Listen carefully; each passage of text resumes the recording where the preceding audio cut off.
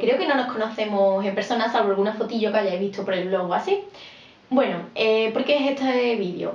Por los 300 seguidores me pedisteis una serie de entradas diferentes a las habituales. Una de ellas fue las 50 cosas sobre mí, que tuvisteis la primera parte esta semana. Y entre otras cosas me pedisteis blogs. Tenía pensado dos antes de este. Tenía pensado primero uno que era un poco más creativo, había mucho fangirleo y que yo creo que os hubiese gustado.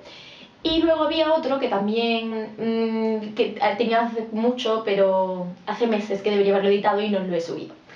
Pero ¿qué pasa? Pues que esta semana tengo un evento que he pensado que a lo mejor os gustaría asistir conmigo.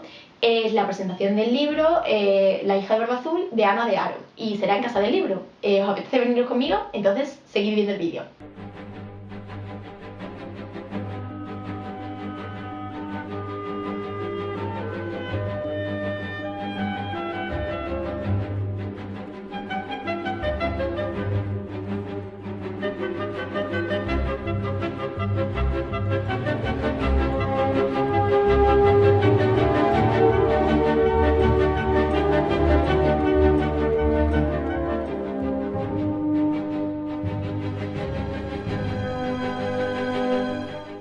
Novela Las puertas del paraíso como trabajo fin de máster de mi máster de escritura creativa en el que yo impartía clase, y junto con Ana que presentó también La hija de barba azul el mismo día, como digo, hoy hace justamente 5 años. Junto a otros 5 estudiantes tutoricé aquello.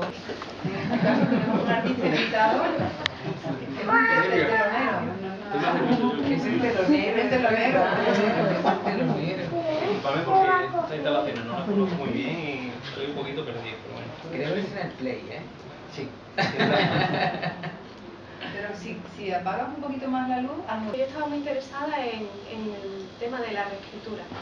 Y los cuentos infantiles tenían dos elementos, bueno, infantiles, los cuentos clásicos tenían dos elementos que a mí me llamaban muchísimo la atención, que eran la abundancia en ellos de imágenes terroríficas y el papel específico de la mujer. Entonces pensé que podía ser una obra interesantísima hacer una reescritura de esos cuentos desde un punto de vista moderno, desde un punto de vista actual, más o menos actualizado desde un punto de vista feminista. Y fui a hablar con Mercedes, le propuse esto y ella me comentó, bueno, ¿y por qué no lo engarzas en una novela, que es lo que tú realmente querías hacer? Así que fue un proceso complejo, porque yo seleccioné, cuando empecé a escribir la novela, bueno, antes, haciendo ese trabajo previo, seleccioné 16 cuentos. Y los seleccioné en base a esos dos elementos, que hubiera imágenes terroríficas, que eso era extremadamente fácil,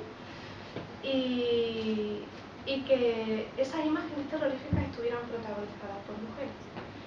Entonces sucede que en la gran mayoría de los cuentos hay muchísimas mujeres protagonistas, pero suelen tener el rol siempre de víctimas.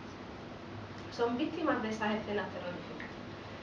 Escenas que a mí me parecen terroríficas, que se han ido, pero se han ido normalizando. Por ejemplo, una escena como Blancanieves, el beso de amor de Blancanieves. Entonces un príncipe va por el bosque, va caminando, ve a una chica preciosa en un ataúd de cristal y no se le ocurre otra cosa que besarla.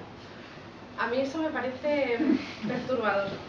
Por ejemplo, no era esa, sin embargo, la escena que seleccioné en Blancanieves. Seleccioné el momento en que la madrastra se come el corazón de un ciervo o un jabalí pensando que está comiéndose el corazón de su hijastra para adquirir su belleza. Entonces, cuando empecé a investigar sobre cómo se llevaba a cabo un proceso de reescritura de un texto o de un mito o de una historia conocida, vi que había, digamos, dos objetivos posibles. Puedes reescribir para modificar esos elementos y presentarlos ante un público nuevo, porque se entiende que esos mismos elementos contados de esa manera ya no tienen interés o no llegan al público de la misma manera, o puedes reescribirlos para hacerlos evidentes y denunciar. Contemporánea y desde una perspectiva psicológica muy interesante. Regresas y has cambiado, vuelves a tu casa o juntas, ¿no? En los personajes femeninos la curiosidad se castiga. Y se castiga mucho. De hecho, este mismo psicoanalista, Bettelheim, decía que la lección de barba azul para los niños era: no perdáis la paciencia, no perdáis los estribos, y para las niñas, no seáis curiosas. Y, hombre, a ver, entonces yo creo que sí que son cuentos que hay que conocerlos como hay que conocer cualquier obra de la cultura occidental, ¿no? Pero no sé hasta qué punto ese enfoque de cuentos infantiles ha afectado, porque además muchos de ellos no se escribieron o no se recogieron para público infantil. En caso de terror, que escribía para la corte de Luis XIV. O sea, Barba Azul se escribió para un público, cuando se recogió por escrito era para un público adulto y además en una corte de un rey que tenía...